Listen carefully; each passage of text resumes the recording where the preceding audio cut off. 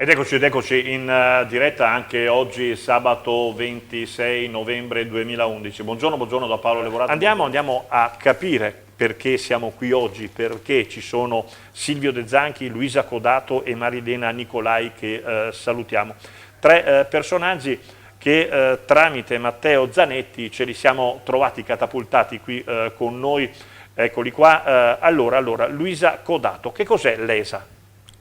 L'ESA è un deposito di rifiuti tossico-nocivi che esiste a Marcon dal 1990. Allora, un deposito di rifiuti tossico-nocivi. Tossico-nocivi. Ecco, come è gestito, da chi è gestito, cosa succede? Allora, è stato gestito da dei gestori che sono stati inquisiti più di qualche volta e visto come veniva gestito... Allora, un attimo, gestori privati quindi. Gestori privati. L'ESA è una società privata. Sì. No, diamo un po' le coordinate per far capire a chi ci ascolta. Esatto. Allora, l'ESA è una società che gestisce un deposito di... Ha gestito.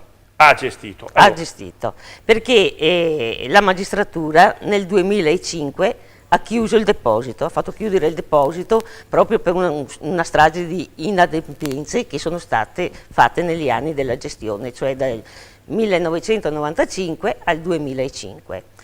Allora il deposito è chiuso dal 2005, è chiuso però con 6.000 tonnellate di rifiuti tossico-nocivi che sono fermi nel deposito.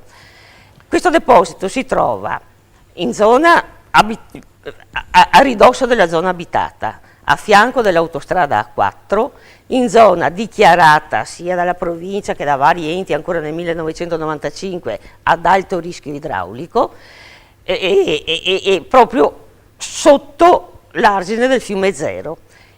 Per cui è pericolosissimo. Noi abbiamo cominciato a muoverci. Ma chi? Allora, l'ESA sì. Non esiste più. I terreni di chi sono? I terreni sono stati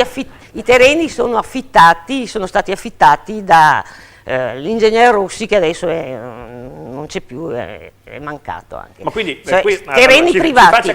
Ci faccia capire sì, perché sì. Allora, c'è un problema di 6.000 tonnellate di rifiuti tossici. Allora lei ci dice, sono abbandonati.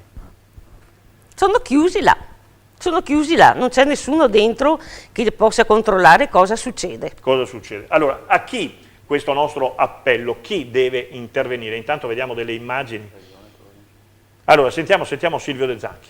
Per me dovrebbe intervenire la regione e la provincia, che sono stati i primi a concedere la possibilità di tirare su questo sito in Marcon. Dovrebbero preoccuparsi anche perché c'è un costo non indifferente.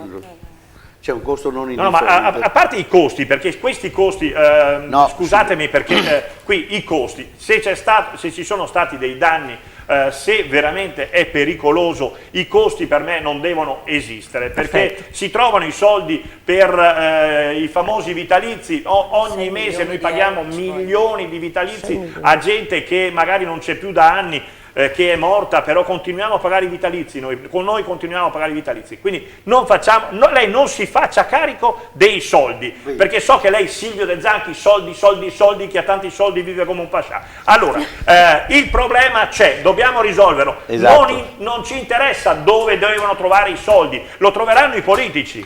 Noi ci interessa che venga salvaguardata la salute dei cittadini di Marcon. Perfetto. Soprattutto, e anche perché pericolosamente il sito posto tra l'autostrada di Trieste A4, Trieste-Venezia, e il centro di Marcon, che nell'area di 500 metri, diciamo in aria, tutta la città viene colpita, compreso Mogliano, Casale, anche se dovesse succedere qualcosa, si sa innanzitutto che è trascurata la sorveglianza, là non esiste nessuno, tanto è vero che un mese e mezzo, 2 fa, anche la Nuova Venezia riportava un articolino, trovati dentro la nuova ESA degli operai rumeni che portavano via la carriola e il badile. E se questi un domani, invece che portare via la carriola e il badile, ci portano dentro disgraziatamente qualcosa che incendia o che faccia danni, dove va a finire tutto quel liquame? Ma poi la Luisa Codato ha parlato che lì vicino c'è anche un fiumiciattolo. Il fiume Zero. Quindi c'è un problema. Le acque non avvisano nessuno quando corrono, quando entrano, quindi